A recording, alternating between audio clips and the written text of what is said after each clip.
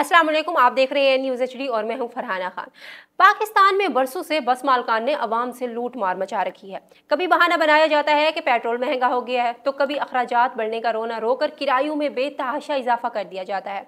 आम शहरी महंगे किरायों से तंग आ चुके हैं, मगर इनकी जेब पर बढ़ने वाला बोझ कम होने का नाम ही नहीं ले रहा। अब ये खेल खत्म होने जा रहा है, क्योंकि वजीर आला पंजाब मरीम नवाज ने अवाम के लिए एक इनकलाबी कदम उठाते हुए 1100 बरकी बसों की फरहमी का ऐलान कर दिया है।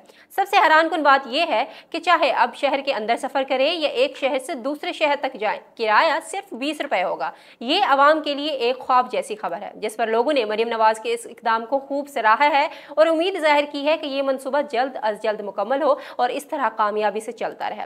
अब सिर्फ पाकिस्तान के लिए नहीं, बल्कि पूरे जनूबी एशिया के लिए अपनी नौयत का पहला मनसूबा है ये। इन बसों का डिजाइन भी मुनफरिद है, जो एक ट्रेन की कशीदगी और सहूलत को बस की लचक के साथ जोड़ता है। यह मनसूबा ना सिर्फ माहौल दोस्त है, बल्कि आम आदमी के लिए इंतहाई सस्ता, आरामदा और जदीद ट्रांसपोर्ट सिस्टम फराहम करेगा। अगर ये मनसूबा अपने वादे के मुताबिक चलता है, तो आने वाले वक्त में बस माफिया के दिन वाकई खत्म हो जाएंगे और आवाम को पहली बार ये एहसास होगा कि टैक्स और वोट का सिला वाकई में मिल रहा है।